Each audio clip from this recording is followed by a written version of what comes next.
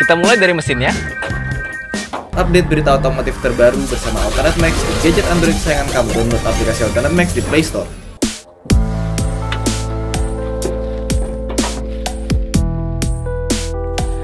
Kalau lo berharap banyak mobil ini mendapatkan banyak perubahan di bagian sektor mesin, salah. Karena ini adalah mesin yang sama dan Toyota merasa mobil ini tidak perlu untuk mendapatkan mesin baru. Mesin ini aja udah dapat Engine of the Year versi majalah sebelah. Ya, jadi gini, Satuan ZEV ini mempunyai tenaga 110 horsepower dengan torsi 140 Nm. Well, mungkin buat beberapa orang mesin ini adalah mesin yang sangat irit, mesin yang memiliki performa cukup mumpuni, dan tentunya lu bisa mendapatkan spare part sangat mudah, sangat murah karena tersebar di mana-mana.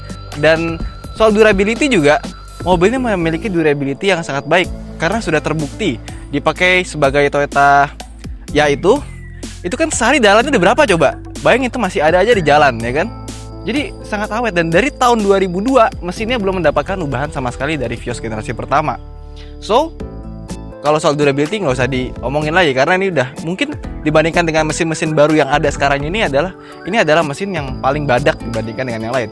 Cuma sayangnya gue menemukan ada hal baru di sini, bagian air intake-nya.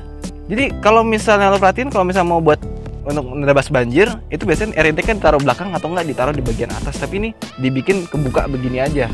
Jadi kalau misalnya lo bersihin mobil, hati-hati jangan sampai kemasukan air di bagian sini. Dan seperti biasa, Castoyo tadi punya aki yang sangat kecil. Dan ini bukan aki kering, jadi lu mesti rajin-rajin ngecek aki mobil ini.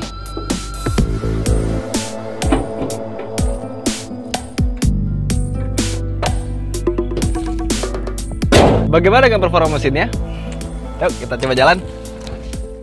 Oke, sekarang kita mau coba nyalain mobil ini. Kita mau coba jalan. Pakai seatbelt ya biar aman.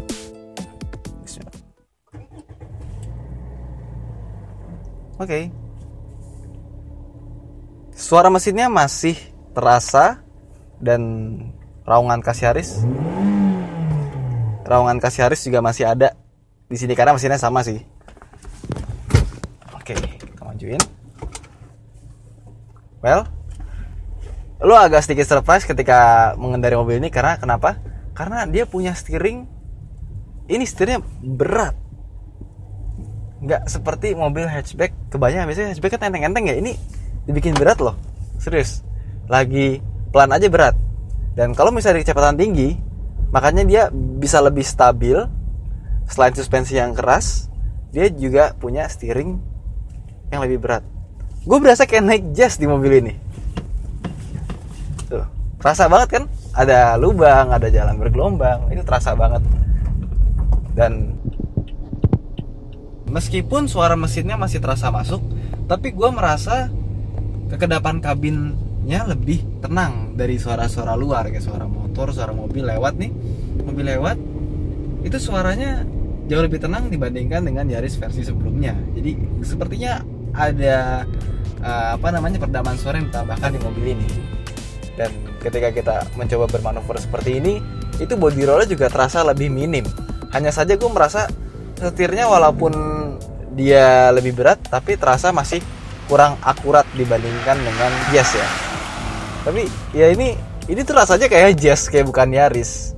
Dan salah satu problematika menggunakan mobil ini, gue agak kaget juga ketika berputar, karena ternyata radius putarnya tidak bagus untuk ukuran hatchback.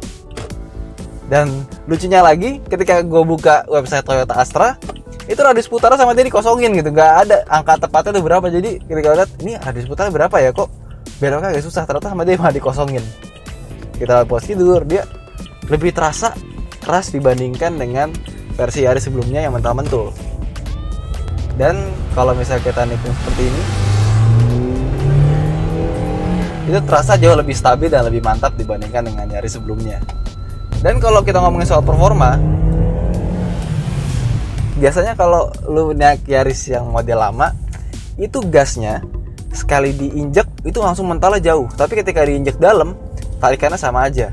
Nah kalau di tipe ini, di Yaris Lele ini, dia masih jauh lebih enak karena dia punya pedal feel yang lebih bagus. Jadi ketika lu injak sedikit, dia nggak langsung lompat, dia masih ada rasanya gitu.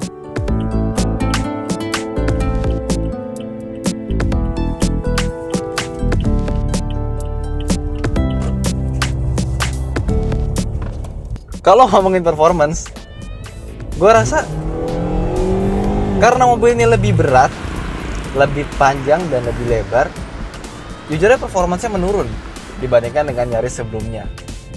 Makanya seharusnya Toyota memberikan mesin pembaruan lah. Dikasih berapa horsepower lebih besar atau nggak dibikin dual VTI, mungkin akan lebih worth it dibandingkan dengan mesin yang sama seperti ini. Ya bener ya, tarikannya terasa lebih pelan dibandingkan dengan Yaris sebelumnya.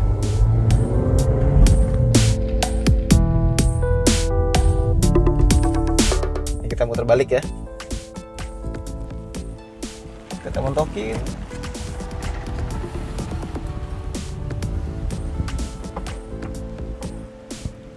Ya ternyata masih bisa muter. Ya cuma effortnya juga cukup lumayan ya untuk muter yang nggak seberapa ini. Makanya gue rasa mobil ini adalah mobil yang sangat segmented untuk anak muda. Coba kalau misalnya wanita pakai mobil ini, mungkin agak sedikit repotan karena pertama dia punya setir yang berat, shock breaker yang keras, dan practicality yang kurang dibandingkan dengan Yaris sebelumnya.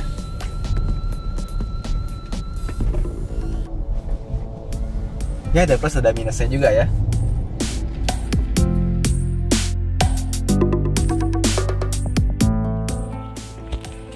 Well, kesimpulannya setelah kita mencoba mobil ini, Yaris Lele terbaru ini adalah varian yang sangat berbeda dengan Toyota Yaris Bundar yang sebelumnya. Kita akan menemukan mobil benar-benar segmented.